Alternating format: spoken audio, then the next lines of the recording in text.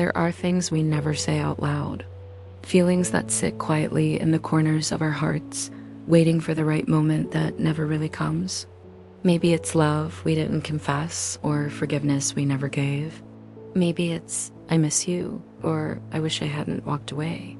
We pretend silence protects us, but sometimes it's what keeps us from healing. And yet, even in the things left unsaid, love still lingers in glances, in pauses, in the way we remember someone long after they've gone. So if there's something your heart's been meaning to say, let it speak, even if it trembles. Do you remember when love was easy? When forever fit inside a morning, and the world felt smaller because everything you needed was already there? Back then, love wasn't careful. It didn't ask for permission or promise.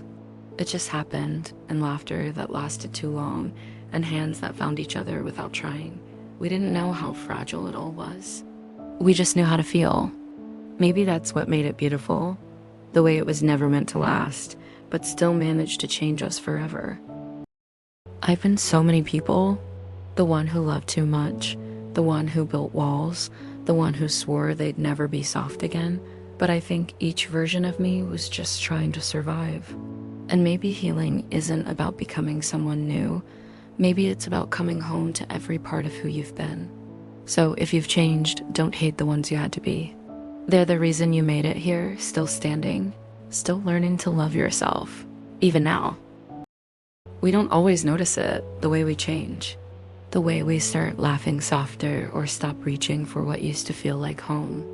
Maybe that's what growing up really is. Not a single moment, but a quiet collection of ones that slowly turn us into someone else.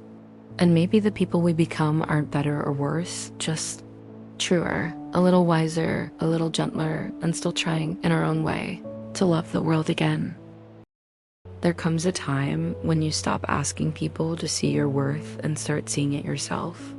When you realize that love isn't supposed to leave you empty or make you shrink just to fit inside someone's idea of enough. Choosing yourself isn't selfish, it's sacred.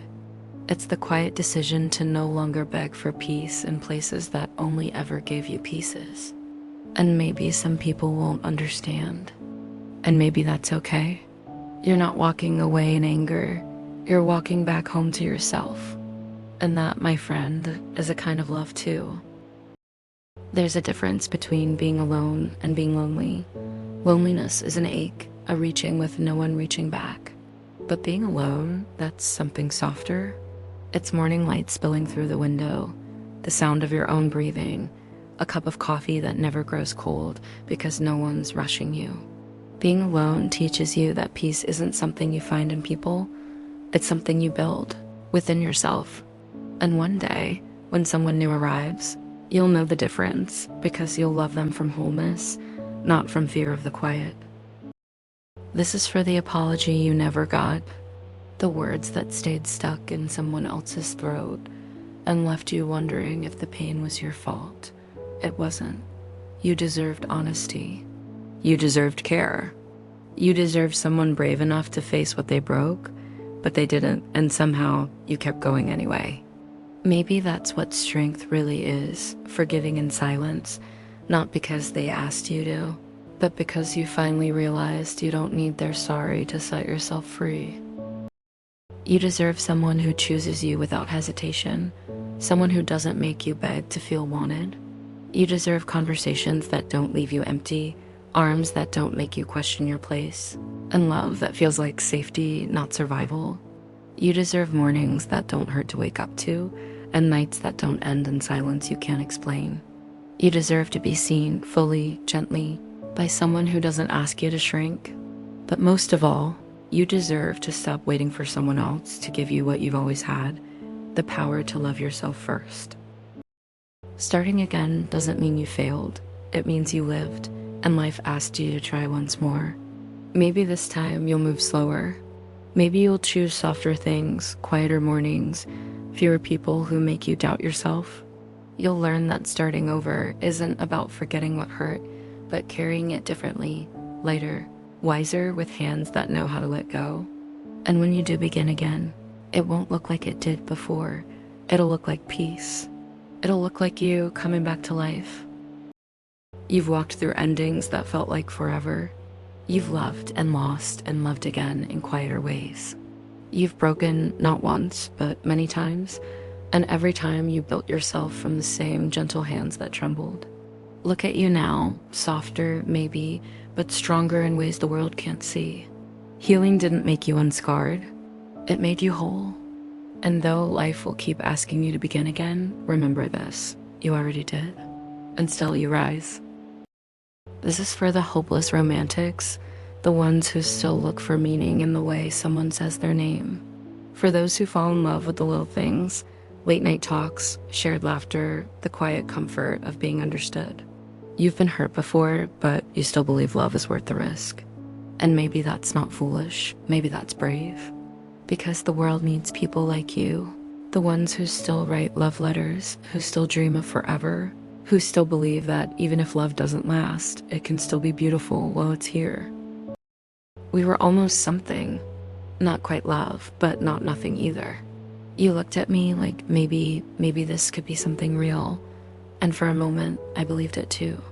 We never got our story, just fragments. A laugh that still echoes, a message I never answered, a goodbye that came too softly to notice. Maybe in another life we would have lasted, but in this one, we were just a spark, bright, brief, and beautiful while it burned. The first time I loved you, it wasn't dramatic. No fireworks, no music swelling in the background. It was gentle. It was quiet. It was the kind of moment you only understand years later, when you look back and realize that something in you changed. I remember the way you laughed, the way the world felt softer when you were near. I didn't know it then, but you were my beginning, the first person, who made my heart learn how to open. And even if we never became forever, you'll always be the place where love first found me. I wrote you a message once, the kind you only write when the truth gets too heavy to keep inside. It said things like, I miss you, and I wish we tried a little harder, and I'm still learning how to let you go, but I never sent it. Not because I didn't mean it, but because I did. Maybe you've moved on. Maybe I have too, but there are pieces of us that still live in that unsent message, the version of me who wasn't afraid to be honest, and the version of you who might have understood. Some words are meant to be spoken, but some are meant to stay where they started, in the heart that felt them. Not every love was meant to stay, but every love was meant to teach you something. You taught me that softness is not a weakness, that the right person will never ask me to shrink just to fit into their world. You taught me that love is more than promises, it's presence, effort, and choosing each other on the quiet days too. We didn't last, but that doesn't mean we failed. Some people come into your life, not to be your forever, but to show you who you're meant to become when they leave. And for that, I'll always be grateful.